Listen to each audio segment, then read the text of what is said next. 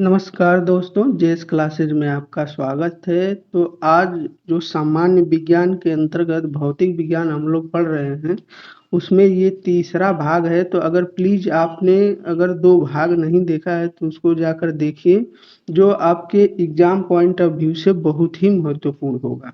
तो आइए देरी न करते हुए आगे बढ़ते हैं और उन महत्वपूर्ण बिंदुओं पर बात करते हैं जो हर एग्जाम में पूछे जाते हैं। तो आइए देखते हैं। पहला है हमारा ऊष्मा, जिसे हीट बोलते हैं।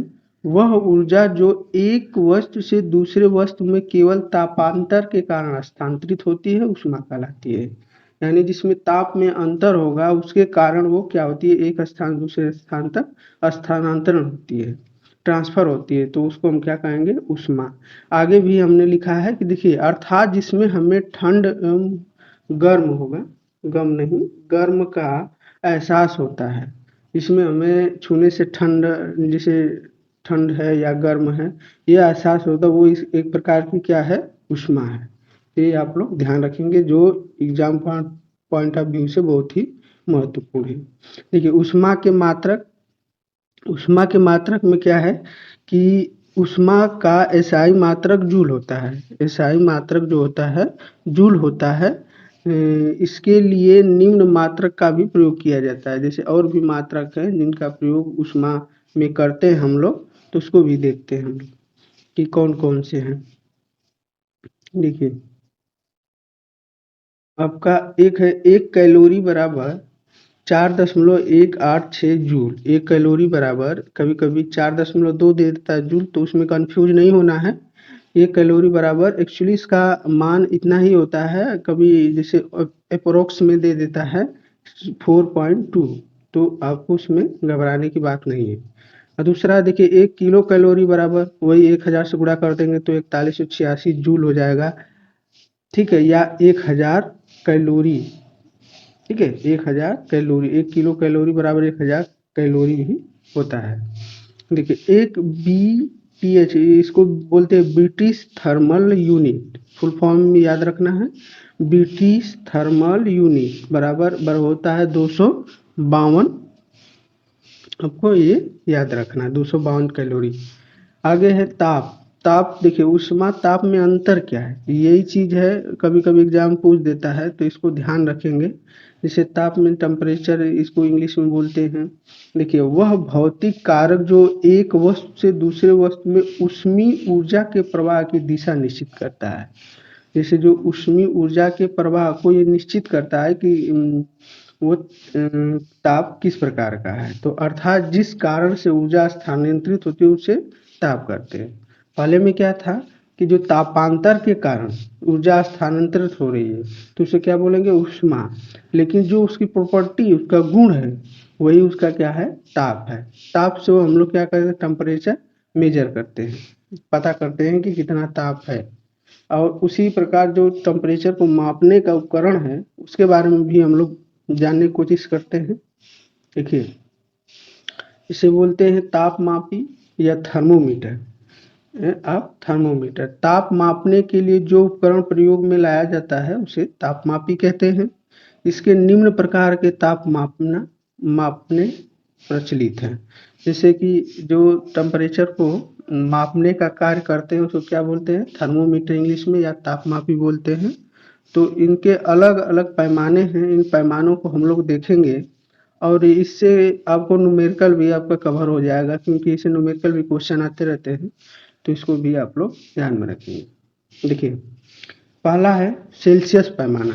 पहला क्या है, सेल्सियस पैमाना। देखिए, इस पैमाने का आविष्कार स्वीडन के वैज्ञानिक सेल्सियस ने किया था। इसका हिमांक बिंदु 0 डिग्री सेल्सियस। हिमांक बिंदु और भाप बिंदु में कंफ्यूज नहीं है। हिमांक बिंदु वह बिंदु होता है जितने डिग्री पर क्या बर्फ बनना स्टार्ट हो जाता है, यानी शुरू हो जाता है, तो वो उसका हिमांक बिंदु। आज जितने डिग्री के बाद भाप बनना शुरू हो जाता है या भाप बन जाता है तो उसे हम क्या कहते हैं, भाप बिंदु। ठीक है, हिमांक बिंदु को क्या बोलते हैं हम लोग, क्या बोलते हैं बताइए। हिमांक बिंदु वह होता है जिस पर बर्फ बनना स्टार्ट हो जाता है उसे हिमांक बिंदु बोलते हैं। भाप बिंदु होता है जिस पर हम लोग कोई भी क्या होता है हिमांक बिंदु वो होता है जिसमें बर्फ बनना स्टार्ट हो जाता है। भाप बिंदु वो होता है जिस पर बर्फ क्या होता है पानी बन जाता है, लिक्विड फॉर्म में होता है या गैस बनना शुरू हो जाता है। ठीक है, तो देखिए 0 डिग्री सेल्सियस, अब भाप बिंदु 100 डिग्री सेल्सियस अंकित किया जाता है। उनके बीच की दूरी को 100 बराबर भागों में बांट देते हैं और प्रत्येक भाग को 1 डिग्री सेल्सियस कहा जाता है। यानी 100 बराबर भागों में बांटेंगे तो क्या हो जाएगा, वो एक भाग जो होगा 1 डिग्री सेल्सियस के बराबर होगा। ये ध्यान रखना है आपको। इसके सारे जो पैमाने के जो फार्मूला है लास्ट में लिखे हैं, तो उसको हम लोग देखेंगे। पहले इसको हम लोग हर एक जो पैमाना उसके बारे में जान लेते हैं। दूसरा है फ़ारेनहाइट पैमाना। ये बहुत ही प्रचलित होता है क्योंकि इससे ज़्यादा जो डॉक्टर हैं हमारे ज़्यादातर जो यूज करते हैं, तो उसमें फ़ारेनहाइट में ही ज़्यादा मापा जाता है।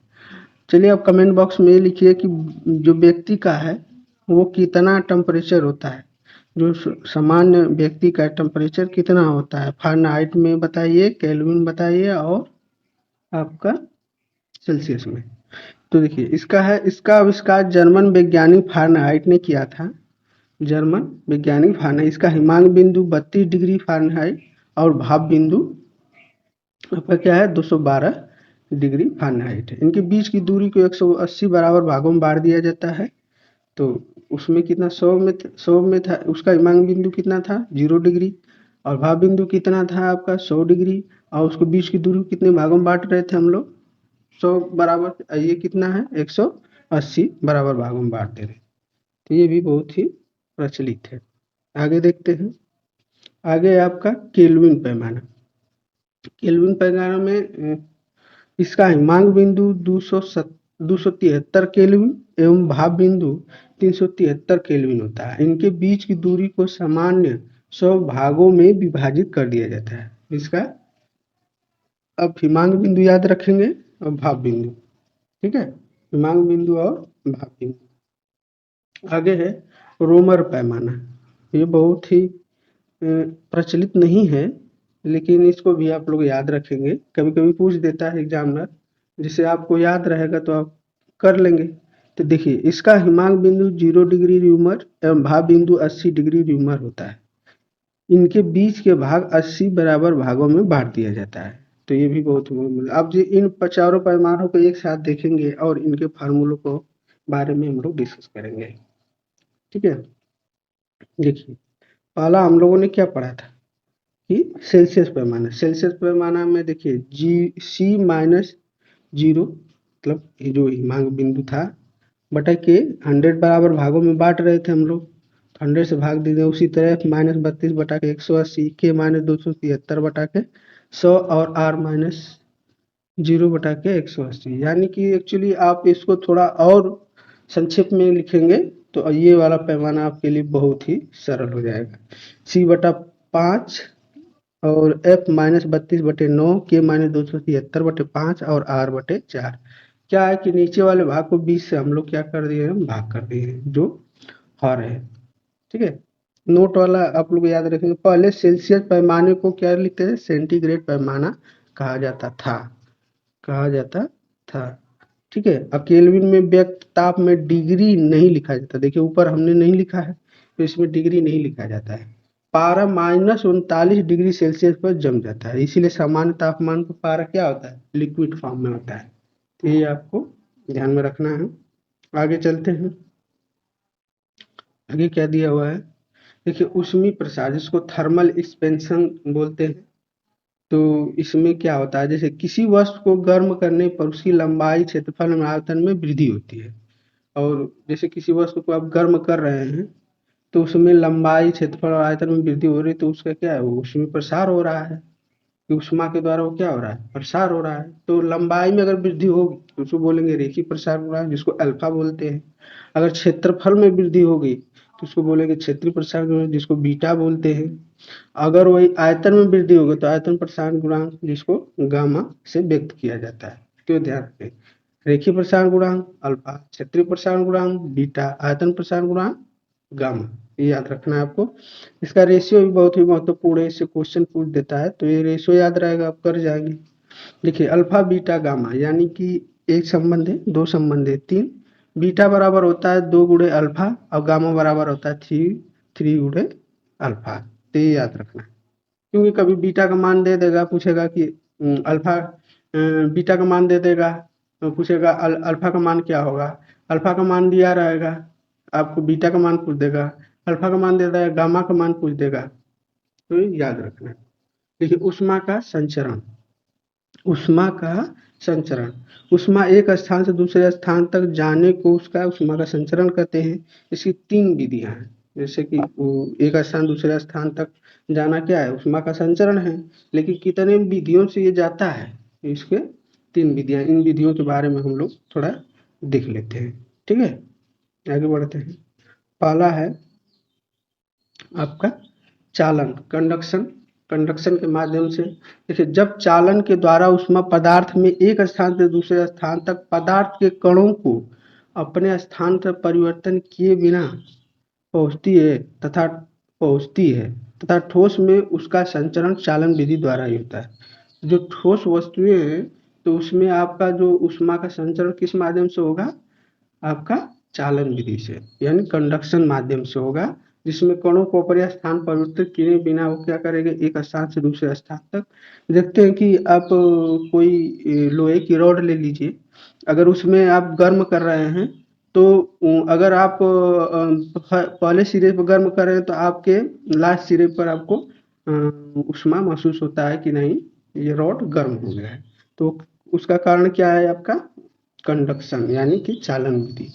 आगे हम लोग देखते हैं संवहन, कन्वेक्शन बोलते हैं इसको। देखिए इस विधि में ऊष्मा का संचरण पदार्थ के कणों को स्थानांतरित के द्वारा होता है। अब इसमें क्या है, पदार्थ के जो कण है वही स्थानांतरित हो जाएंगे। इस पदार्थ पदार्थ के कणों के स्थानांतरण से धाराएं बहती है, जिन्हें संवहन धाराएं कहते हैं। ये कारण क्या है, ये कैसे होगा, देखिए तो पहला है कि गैस एवं द्रवों में ऊष्मा का संचरण संवहन होगा। जैसे गैसों और द्रवों में क्या होता है, ऊष्मा का संचरण किससे होता है, संवहन विधि द्वारा होता है। पहला हो गया ठोस में होता है, दूसरा गैस और द्रव्य में होगा। तो ये ध्यान रखना संवहन का। वायुमंडल संवहन विधि द्वारा ही गर्म होता है, तो जैसे वायुमंडल गर्मी महसूस होता है सबको, वो किस विधि द्वारा होता है, कन्वेक्शन द्वारा होता है। ये याद रखिए। अब अगला है लास्ट, विकिरण, रेडिएशन बोलते हैं। इस विधि में ऊष्मा गर्म वस्तु से ठंडी वस्तु की ओर बिना किसी माध्यम की सहायता के तथा बिना माध्यम को गर्म किए प्रकाश की चाल से सीधी रेखा में संचालित होती है। अब देखिए इसमें जो ऊष्मा का संचरण तो होगा, गर्म वस्तु से ठंडी वस्तु को की ओर किसी माध्यम की सहायता के तथा बिना माध्यम को गर्म किए होता है। जिसे देखते हैं कि अगर आप इंडक्शन ले लीजिए, इंडक्शन चूल्हा, तो जब आप उसमें सप्लाई देने के बाद उसको टच करेंगे आपको कुछ नहीं होगा। जैसे ही उस पर कोई बर्तन रखेंगे, ठीक है, उसको बर्तन रखेंगे, बर्तन गर्म होना शुरू हो जाएगा, लेकिन आपका हाथ नीचे टच करेंगे, हाथ नहीं जलेगा। तो ये क्या है, एक रेडिएशन के कारण है, एक स्थान से दूसरे स्थान तक बीच में किसी भी माध्यम को गर्म नहीं करेगा, लेकिन ऊपर आपका आपका ऊष्मा संचरण होगा। आगे है लाइट, प्रकाश जिसको बोलते हैं, इसके बारे में हम लोग जानेंगे। तो आगे देखते हैं प्रकाश यानी लाइट। देखिए प्रकाश एक प्रकार की ऊर्जा है जो विद्युत चुम्बकीय तरंगों के रूप में संचारित होती है। इसका तरंग दैर्घ्य 3900 एंगस्ट्रॉम से 7800 एंगस्ट्रॉम के बीच होती है। प्रकाश एक प्रकार का क्या है, अनुप्रस्थ तरंग है। तो ये ध्यान देना है कि प्रकाश एक क्या है, अनुप्रस्थ तरंग भी है और एक प्रकार की ऊर्जा है, और इसका तरंग दैर्घ्य का मान कितना होता है, 3900 एंगस्ट्रॉम से 7800 एंगस्ट्रॉम। तो ये ध्यान देना, ये बहुत ही महत्वपूर्ण बिंदु हैं सब जो मार्क किया हुआ है। आपका तरंग दैर्घ्य पूछ सकता है कितना होता है, प्रकाश किस प्रकार की ऊर्जा है, तो ये विद्युत चुम्बकीय तरंगों के रूप में है, और ये एक तरंग क्या है, अनुप्रस्थ तरंग है, जो इसके बारे में हम लोगों ने पढ़ा भी, अनुप्रस्थ और अनुदैर्घ्य तरंग के बारे में। आगे क्या है, देखिए प्रकाश के वेग की गणना सबसे पहले रोमन में की गई थी। तो सबसे पहले किसने किए थे? रोमन जो वैज्ञानिक है उन्होंने की थी। में नहीं, ने होगा।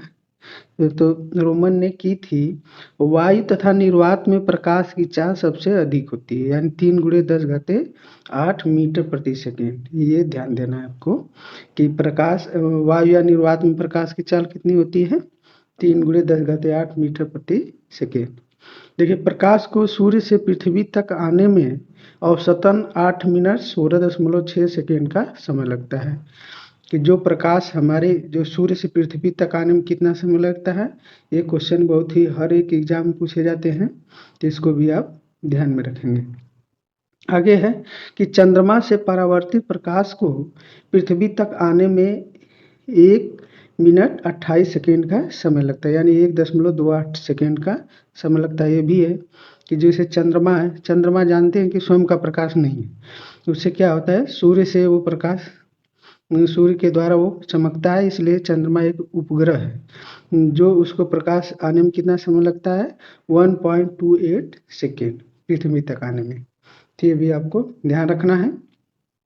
आगे देखते हैं। आगे है, प्रकाश के प्रति व्यवहार के आधार पर वस्तुओं को निम्न भागों में बांटा जा सकता है। यानी कि जो उसको व्यवहार के आधार पर वस्तु कितने, जैसे जिसको जीवन शैली में हम लोग उपयोग में लाते हैं, तो उसको हम किस प्रकार से बांट सकते हैं, अब इसके बारे में हम लोग देखते हैं। जैसे पहला है प्रदीप्त वस्तुएं, लुमिनियस बॉडीज। ये प्रदीप्त वस्तुएं क्या होती हैं? देखिए, यह वस्तुएं स्वयं के प्रकाश से प्रकाशित होती है, यानी कि जो वस्तु स्वयं के प्रकाश से प्रकाशित होंगी उसको क्या बोलेंगे हम? लुमिनियस बॉडीज, यानी कि जिसका स्वयं का प्रकाश हो। जैसे सूर्य है, सूर्य क्या है? उसका एक अपना प्रकाश है। कोई लैंप होगा, विद्युत बल्ब और स्टार, तारे, जो तारे चमकते हैं क्या आते हैं? सूर्य का प्रकाश से चमकते हैं या उनका खुद का अपना चमक होता है? तो ये आपको ध्यान रखना है, यानी कि जिसका अपना स्वयं का प्रकाश है उसमें आपका लुमिनियस बॉडीज के अंतर्गत आए। दूसरा है अप्रदीप्त वस्तुएं, नॉन लुमिनियस बॉडीज, वह वस्तु में जिनका अपना स्वयं का प्रकाश नहीं होता, लेकिन उन पर प्रकाश डालने पर वह दिखाई देने लगते हैं। जैसे कि मेज, कुर्सी, टेबल इत्यादि। कोई भी चीज़ें हो सकती हैं। अगर कोई चीज़ आप देख रहे हैं, बुक है, आपका कोई चेयर है, मेज है, कुर्सी है, टेबल है, तो जो भी चीज़ें आप देख रहे हैं क्या है, उस पर प्रकाश पड़ रही है, जिससे रिफ्लेक्ट होकर हमारे आँखों को क्या होता है? दिखाई देता है। तो ये एक प्रकार की क्या हो जाएंगी? आपकी अप्रदीप्त वस्तुएं। ये आपकी क्या हो जाएंगी? अप्रदीप्त वस्तुएं, नॉन लुमिनियस बॉडीज। ये ध्यान रखना है। आगे क्या है? देखिए, आगे दिया हुआ है पारदर्शक वस्तुएं, यानी पारदर्शक, ट्रांसपेरेंट बॉडीज। यह वस्तुएं जिनसे होकर प्रकाश की किरणें होगा, प्रकाश की किरणें निकल जाती हैं, वो क्या कहलाती हैं? पारदर्शक वस्तुएं। यानी जिससे प्रकाश क्या हो जाए? आर पार चली जाए, तो क्या हो जाएंगे? जैसे जो दर्पण होता है, तो कांच, कांच होगा, कांच से आर पार चल जाएगा। जल में भी आपकी देखते हैं कि अगर जल में भी आप टॉर्च लेकर बांटते हैं तो उससे प्रकाश क्या होता है? दिखाई देता है अंदर तक। तो ये क्या हो जाएगी? पारदर्शक वस्तुएं हो जाएंगी कि नहीं? तो ये भी आपको ध्यान रखना है। अगला है अपारदर्शक वस्तुएं, ठीक है, ऑब्क्यूट बॉडीज। तो इसमें क्या है कि वह वस्तु में जिसमें प्रकाश की किरणें बाहर नहीं निकल पाती हैं। तो जिसमें जो प्रकाश है आर पार दिखा दे तो उसको क्या बोलेंगे? पारदर्शक। जिसमें प्रकाश आर पार दिखाई न दे वो क्या कहलाएंगी? अपारदर्शक वस्तुएं। तो जो मेटल हैं, जो धातु हैं, उनसे हम क्या? अपारदर्शक वस्तुएं हैं, क्योंकि धातु पर जैसे ही करेंगे, कोई मान लीजिए मिरर है, मिरर ही एक क्या है? एक मिरर किसे बोलते हैं? जैसे एक तरफ से कलई किया जाता है, रंग किया जाता है, उस पर अगर टॉर्च भी डालें तो रिफ्लेक्ट होकर आपकी तरफ दिखाई देगी, या रिफ्लेक्ट हो किसी और दिशा में चली जाएगी। तो क्या है सब? वो एक अपारदर्शक वस्तु के अंतर्गत आएंगे। इसमें एक एग्जाम्पल दिया हुआ है धातु, तो आप लोग इसको याद रखेंगे। आगे क्या है? आगे की अर्ध पारदर्शक वस्तुएं, यानी कि अर्ध पारदर्शक मतलब होता है कि वह वस्तुएं जिन पर प्रकाश की किरणें पड़ने से उनका कुछ भाग अवशोषित हो जाता है तथा कुछ भाग बाहर निकल जाता है, ऐसी वस्तुओं को अर्ध पारदर्शक वस्तुएं कहते हैं। जैसे तेल लगा हुआ कागज, यानी जैसे तेल से भीगा हुआ जो कागज होता है, उसमें क्या होता है कि अगर हम जैसे अगर मान लीजिए प्रकाश उस पर डालते हैं टॉर्च के माध्यम से, तो क्या होता है कि कुछ प्रकार को अपनी ओर आकर्षित कर लेता है, मतलब अवशोषित कर लेता है, एब्जॉर्ब कर लेता है, और कुछ प्रकाश को वो ट्रांसपेरेंट के माध्यम से यानी कि पारदर्शक उस तरफ चली जाती है, तो उसी को बोलते हैं अर्ध पारदर्शक वस्तुएं। ठीक है, इसको भी आप लोग ध्यान रखना है और इसको अपने नोटबुक में नोट करते हुए चलना है, क्योंकि हर एक point exam point of view से बहुत ही महत्वपूर्ण होता है। वही इसमें क्वेश्चन इंक्लूड किए गए हैं थ्योरी के माध्यम से, जो बार बार एग्जाम में आते हैं और जो आपके लिए बहुत ही मूल्यवान साबित होने वाला है। आगे देखिए, प्रकाश का प्रकीर्णन, scattering of light. Scattering of light, देखिए जब प्रकाश किसी ऐसे माध्यम से गुजरता है जिनमें धूल तथा अन्य पदार्थों के अत्यंत सूक्ष्म कण होते हैं, तो इनके द्वारा प्रकाश सभी दिशाओं में प्रसारित हो जाता है। इस घटना को प्रकाश का प्रकीर्णन कहते हैं। देखिए सिंपल वे में समझते हैं, जैसे जब प्रकाश किरणें किसी माध्यम से पड़ता है तो उसमें बहुत सारे धूल कण, छोटे छोटे कण होते हैं, जिन्हें जिस दिशा में प्रसारित न होकर वो सभी दिशाओं में प्रकाशित हो जाता है, और इसी घटना को प्रकाश का प्रकीर्णन कहते हैं। ठीक है, अब इसमें क्वेश्चन जहाँ से पूछा जाता है वहाँ देखिए, ये सबसे की पॉइंट बोल सकते हैं, इसको महत्वपूर्ण बिंदु बोल सकते हैं, महत्वपूर्ण अम, तथ्य बोल सकते हैं, तो इस चीज को ध्यान रखना है। देखिए दिया बैगनी रंग के प्रकाश का प्रकीर्णन सबसे अधिक। देखिए बैगनी रंग का प्रकाश का प्रकीर्णन सबसे अधिक, ये याद रखना आपको, और लाल रंग का प्रकाश के प्रकीर्णन सबसे कम होता है। यही कारण है जब बैगनी का प्रकीर्णन सबसे अधिक होता है यानी फैलाव सबसे ज़्यादा अधिक होगा, मतलब सबसे ज़्यादा फैलाव होगा जब, तो उसका तरंग दैर्घ्य कम होगा। हम लोग आगे बढ़े थे, ध्यान दीजिएगा कि जिसका तरंग दैर्घ्य होगा कम उसका प्रकीर्णन ज़्यादा होगा, यानी कि वो हर दिशाओं में अलग। इसीलिए लाल रंग का तरंग दैर्घ्य क्या होता है, अधिक होता है, इसीलिए यहाँ पर लाल रंग का प्रकीर्णन सबसे कम होता है, ये ध्यान रखना। देखिए आकाश का रंग नीला प्रकाश के प्रकीर्णन के कारण होता है। आकाश का रंग नीला प्रकाश के प्रकीर्णन कारण, तो ये क्वेश्चन पूछ देता है कि आकाश का रंग नीला किसके कारण होता है, प्रकाश के प्रकीर्णन के कारण, तो ये आप लोग को ध्यान देना है। ठीक है, आगे देखिए क्या है, प्रकाश का परावर्तन, रिफ्लेक्शन ऑफ लाइट। प्रकाश की चिकनी पृष्ठ से टकराकर वापस लौटने की घटना को प्रकाश का परावर्तन कहते हैं, यानी रिफ्लेक्शन कहते हैं। तो जैसे कोई भी चिकनी सतह है, मान लेते हैं एक दीवार ही है, जो दीवार से अगर कोई कोई लाइट कोई प्रकाश हम टार्च के माध्यम से, एग्जाम्पल में हम लोग बार बार टार्च का जिक्र क्यों कर रहे हैं, क्योंकि वो एक माध्यम हम लोग बना लेते हैं तो आसान हो जाता है समझने के लिए, आसान वे हो जाता है, इसलिए मैं बार बार टॉर्च का नाम ले रहा हूँ। जैसे अगर प्रकाश कोई किरण आप डालें, ठीक है, वो सतह है, सतह पर रखिए, अगर दीवार पर डालें तो क्या है कि अगर सीधी है, सीधा डाल रहे हैं तो आपकी प्रकाश, तो वही देखिए वही पॉइंट आगे दिया हुआ है, परावर्तन के दो नियम है। पहला है, पहला आपका आपतित किरण आपतन बिंदु व अभिलंब व परावर्तित किरण एक ही तल में होते हैं। अगर आप जैसे कि जो अभिलंब बिंदु होता है, जैसे कि आप टार्च के माध्यम से बाहर रहे हैं तो वो एक आपतित किरण हो जाए, ठीक है, वो आपकी आपतित किरण हो जाए। जब उसे टकरा कर कोई वस्तु, अगर उसे टकरा कर जब प्रकाश कहीं निकल रही है तो आपका क्या है, आपतन बिंदु, ये ध्यान दीजिएगा, या आपतन किरण भी बोल सकते हैं। और अभिलंब उसी के जो परावर्तक सतह है उसी के समकक्ष है, तो वो क्या हो जाएगा, तीनों एक ही तल में होंगे। यानी कि अगर कोई एंगल न देकर अगर उसके अभिलंब से 90 डिग्री मतलब 90 डिग्री से अगर हम टॉर्च कर रहे हैं तो आपका जो आप तो जो आपका आपतन बिंदु है और अभिलंब ये तीनों क्या हो जाएंगे, एक ही तल में हो जाएंगे। तो इसको आप लोग ध्यान देना है। तो अगर दूसरा आपका कौन सा बिंदु है कि आपतन कोण, जैसे जो आपतित किरण है जो टॉर्च हमने बारा है उससे जो बनेगा कोण उसको आपतन कोण बोलेंगे। और जो रिफ्लेक्ट होके जा रहा है किरण जो टॉर्च के माध्यम से जो एंगल बनाकर जा रहा है उसको परावर्तन कोण के कोण बोलते हैं। तो ये दोनों कोण बराबर होते हैं, यानी कि आपतन कोण और परावर्तन कोण दोनों क्या होते हैं, बराबर होते हैं। तो इस चीज को ध्यान देना, ये बहुत ही महत्वपूर्ण है।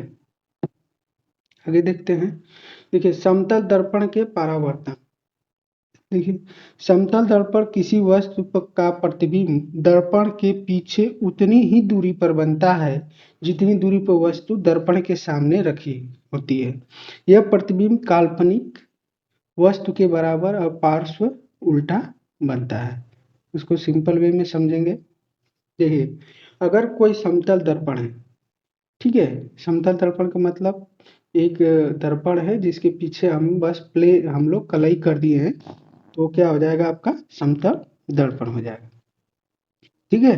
तो अगर हम दर्पण के सामने कोई वस्तु रखें या कोई व्यक्ति है तो जितनी दर्पण से कोई वस्तु यानी वो व्यक्ति दूरी पर खड़ा है उतने ही दूरी के पीछे यानी कि दर्पण में जो प्रतिबिंब बना है उतने ही पीछे प्रतिबिंब भी बनता हुआ दिखाई देगा।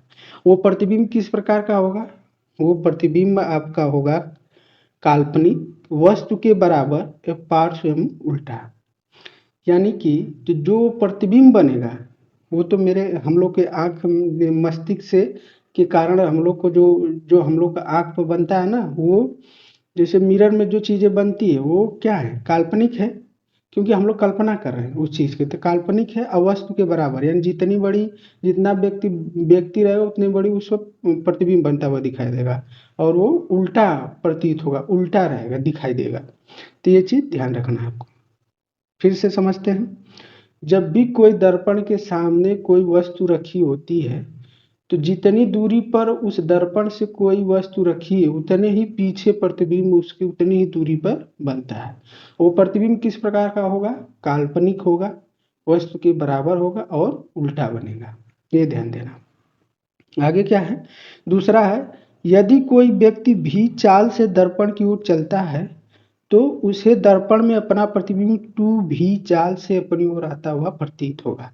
यानी कि दर्पण के सामने कोई व्यक्ति भी चाल से दौड़ रहा है, ठीक है, यानी कि मान लीजिए 10 किलोमीटर प्रति घंटा के हिसाब से दौड़ रहा है तो उसमें प्रतिबिंब आपका कितना दुगुना बनता हुआ दिखाई देगा, यानी कि 20 किलोमीटर प्रति घंटा के हिसाब से वो प्रतिबिंब बनता हुआ दिखाई देगा।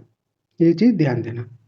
तीसरा है दर्पण में वस्तु का प्रतिबिंब पूर्ण प्रतिबिंब देखने के लिए दर्पण की लंबाई वस्तु की लंबाई के कम से कम आधी होनी चाहिए।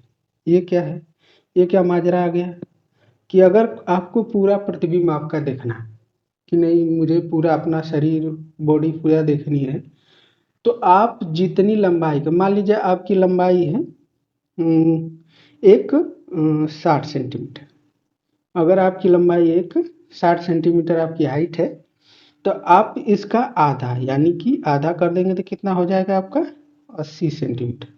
अगर 80 सेंटीमीटर की अगर आप दर्पण ला देते हैं तो आप इसमें पूरा अपना पूरा प्रतिबिंब देख सकते। वही वो कह रहा है, भाषा को समझिए। वो कह रहा है कि समतल दर्पण में वस्तु का पूर्ण प्रतिबिंब देखने के लिए दर्पण की लंबाई वस्तु की लंबाई के कम से कम आधी होनी चाहिए। तो ये आपको याद रखना है, ये क्वेश्चन भी आता रहता है तो इसको भी ध्यान रखना है आप लोग को। आगे देखते हैं। गोली दर्पण के परावर्तन। गोली दर्पण के परावर्तन। देखिए गोली दर्पण दो प्रकार के होते हैं, दो प्रकार के होते हैं। पहला है अवतल दर्पण, कॉनकेव मिरर बोलते हैं पहला, और दूसरा होता है उत्तल दर्पण, उसको बोलते हैं कन्वेक्स मिरर बोलते हैं। तो पहला को देख लेते हैं अवतल दर्पण को। देखिए अवतल दर्पण एक प्रकार का गोली दर्पण है, क्योंकि हम लोग गोली दर्पण के प्रकार ही पढ़ रहे हैं, जिसके ये दो प्रकार होते हैं। तो इसलिए अवतल दर्पण एक प्रकार का क्या है, गोली दर्पण है, जिसका जिसका आंतरिक सतह परावर्तक होता है तथा बाहरी सतह पर कलई किया जाता है यानी कि जो आपका अवतल दर्पण है, ये इस प्रकार का देखिए दर्पण होता है, ये इस प्रकार का आपका दर्पण होता है। तो कह रहा आंतरिक सतह परावर्तक होता है, यानी कि अगर इस पर आप कोई किरण गुजारेंगे तो ये क्या हो जाएगा, आपको रिफ्लेक्ट कर जाएगा। इस दिशा में आ रहा है तो इस दिशा में, यानी कि इस तरफ क्या किया हुआ है, कलई किया हुआ है, यानी बाहरी साइड क्या है, कलई यानी कलर किया गया है। ठीक है। गोली दर्पण ऐसे एक चीज है, गोली दर्पण क्यों हम लोग बोल रहे हैं, अगर गोली के आकार का, यानी कि जो गोला होता है, तो अगर इसको हम लोग ऐसे बीचों बीच काट दें, ठीक है, जब काट देंगे तो कैसा दिखेगा, देखिए इस प्रकार से दिखेगा कि नहीं, इस प्रकार दिखेगा। अगर हम लोग बाहरी हिस्से को कलई कर दे रहे हैं तो ये किस प्रकार व्यवहार कर रहा है, अवतल दर्पण की तरह। ये वाला चीज एक ही तरह का व्यवहार, अगर इस तरह से हम लोग काट दें तो यही वाला भाग बचेगा ना इसका। तो अगर इसको कलई कर देते हैं तो ये वाला आपका किस तरह व्यवहार कर रहा है, अवतल दर्पण की तरह व्यवहार कर रहा है। तो इसको ध्यान देना है। अवतल दर्पण, देखिए अवतल दर्पण का उपयोग, इसके बारे में देख लेते हैं। देखिए बड़ी फोकस दूरी वाला अवतल दर्पण दाढ़ी बनाने में काम आता है, यानी जो जिसे हम लोग दाढ़ी बनाते हैं, हजामत जहाँ बनाने जाते हैं वहाँ पर किसका प्रयोग होता है, अवतल दर्पण में। और आँख, कान एवं नाक और दांत के डॉक्टर द्वारा भी इसका हम लोग प्रयोग करते हैं। जो डॉक्टर होते हैं आँख का, कान का और नाक का, उनके द्वारा भी ये दर्पण उपयोग किया जाता है। और गाड़ी के हेडलाइट एवं सर्च लाइट में, यानी कि गाड़ी का जो आगे की तरफ फोकस करता है टॉर्च नुमा, तो वो किसका होता है, गाड़ी के हेडलाइट का। ठीक है। आगे है 4 नंबर आपका, देखिए सोलर कुकर में उपयोग किया जाता है, सोलर कुकर में भी इसका हम उपयोग करते हैं अवतल दर्पण का। आगे है उत्तल दर्पण, अब कौन सा आ गया, उत्तल दर्पण, कन्वेक्स मिरर, जिसके बारे में हम लोग पहले, देखिए ये भी गोली दर्पण इसको भी बोल सकते हैं कि एक प्रकार का गोली दर्पण है।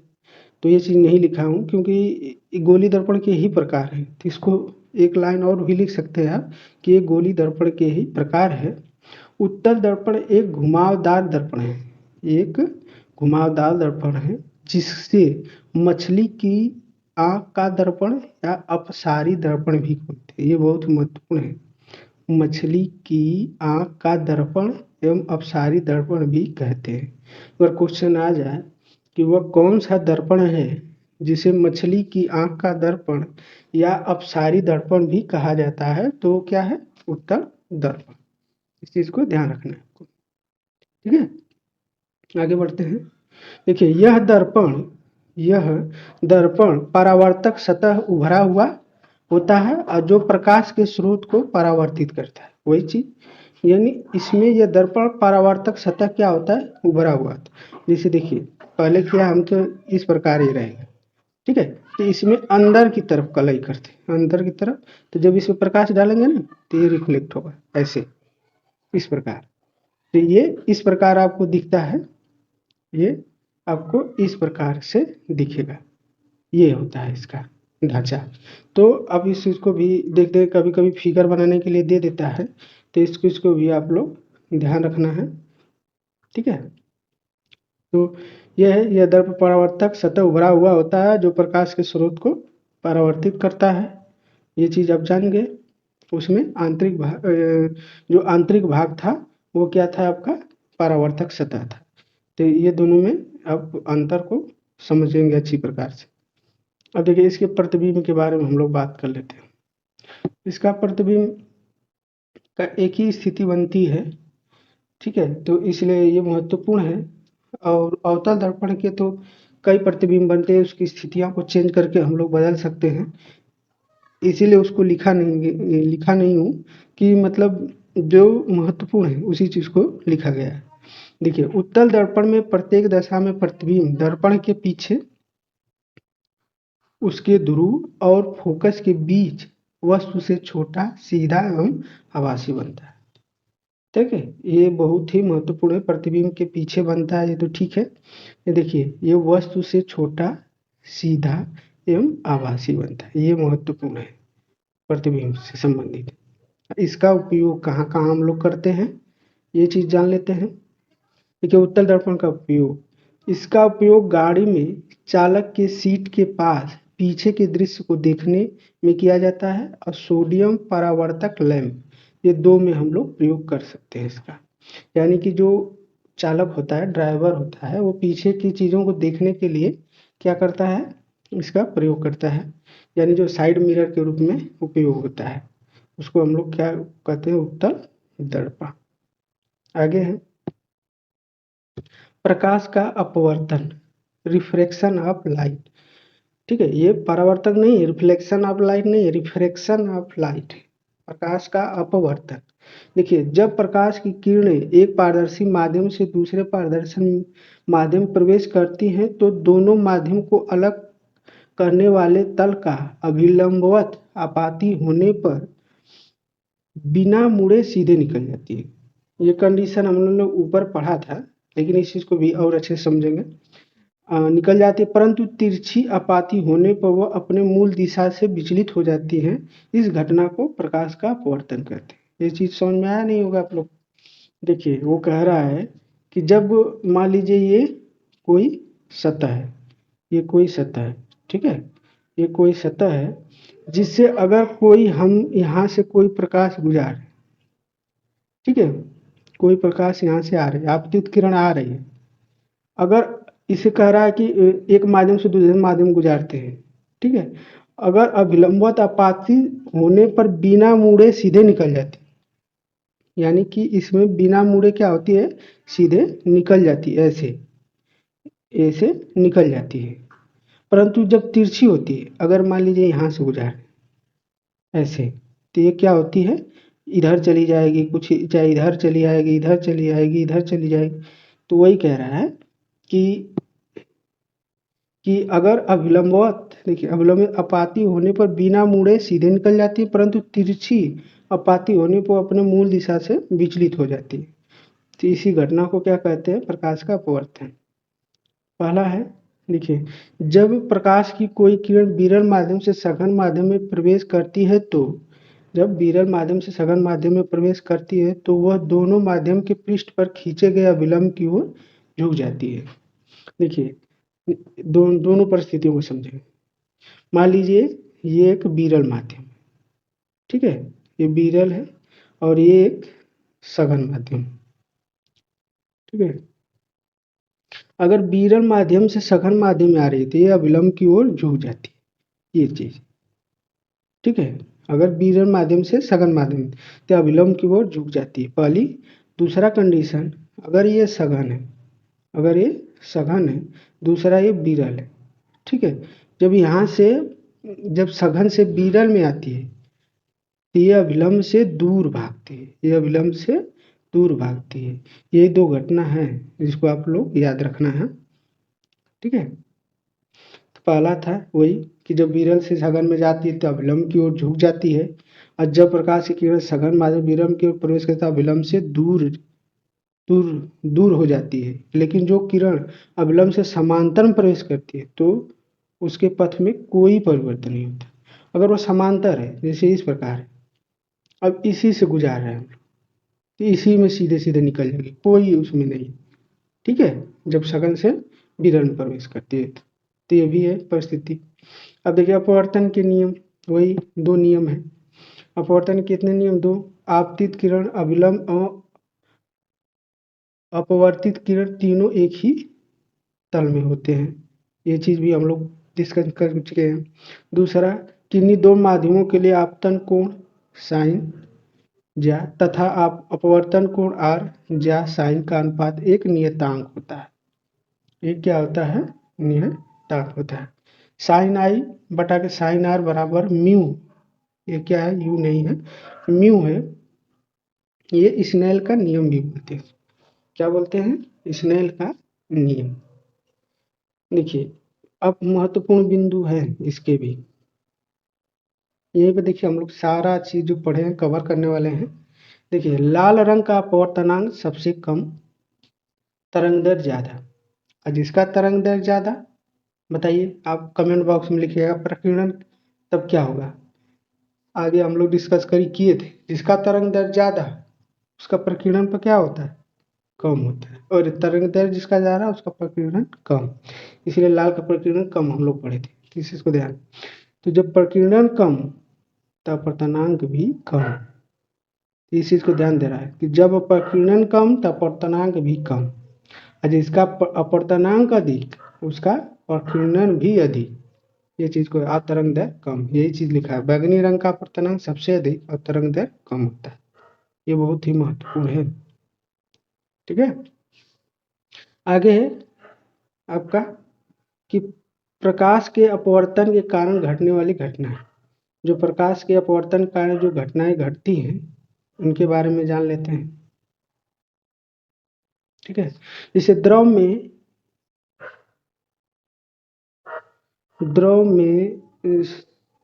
डूबी हुई सीढ़ी चढ़ टेढ़ी दिखाई पड़ती है। ये क्या है? ये क्या टाइप हो गया है? ये होगा आपका कि द्रव में डूबी हुई छड़, ठीक है, टेढ़ी दिखाई पड़ती है। द्रव में डूबी हुई दृढ़ छड़ टेढ़ी दिखाई पड़ती है, ये होगा। तारे टिमटिमाते हुए दिखाई पड़ते हैं, ये क्या है? ये सब अपवर्तन के कारण। जैसे एक एग्जांपल और समझाने की कोशिश कर रहे हैं। जैसे आप भरी बाल्टी में अगर आप कोई सिक्का डालते हैं तो वो सिक्का क्या होता है? वो सिक्का आपको थोड़ा उठा हुआ प्रतीत होता है। आगे देखते हैं। आगे, सूर्योदय से पहले एवं सूर्यास्त के बाद भी सूर्य दिखाई देता है। ये किसका? प्रकाश के अपवर्तन के कारण ही होता है। ये भी आप लोग याद रखेंगे। आगे हमने पानी जो बताया कि पानी से भरे किसी बर्तन में तली में पड़ा हुआ सिक्का ऊपर उठा हुआ प्रतीत होता है, ये भी एक पंत। जल के अंदर पड़ी हुई मछली वास्तविक गहराई से कुछ ऊपर उठी हुई दिखाई देती है, ये भी आपके अपवर्तन का ही उदाहरण है। आगे है प्रकाश का पूर्ण आंतरिक परावर्तन। प्रकाश के पूर्ण आंतरिक परावर्तन के लिए दो शर्तों का पूरा होना अनिवार्य है। पहला, प्रकाश की किरण सघन माध्यम से विरल माध्यम में जा रही हो। दूसरा, आपतन कोण क्रांति कोण से बड़ा हो। आपतन कोण क्रांति कोण से बड़ा हो। उदाहरण, हीरा का चमकना, रेगिस्तान में मरी मरीचिका का बनना, जल में पड़ी परखनली का चमकना, कांच में आई दरार का चमकना, ये सभी किसके उदाहरण हैं? आपके प्रकाश का पूर्ण आंतरिक परावर्तन के उदाहरण। तो ये वीडियो कैसा लगा कमेंट बॉक्स में जरूर लिखिए। अपना आंसर जरूर लिखिए। जो जो चीज़ें मैं पूछता हूँ होमवर्क के लिए, आपका होमवर्क ये है कि जिस प्रकाश का प्रकीर्णन किसका अधिक और किसका कम होता है, कमेंट बॉक्स में ज़रूर लिखिए और अपनी राय हमें ज़रूर दें। ये आपको वीडियो कैसा लगता है। तो बस आज के लिए इतना ही। जय हिंद, जय भारत।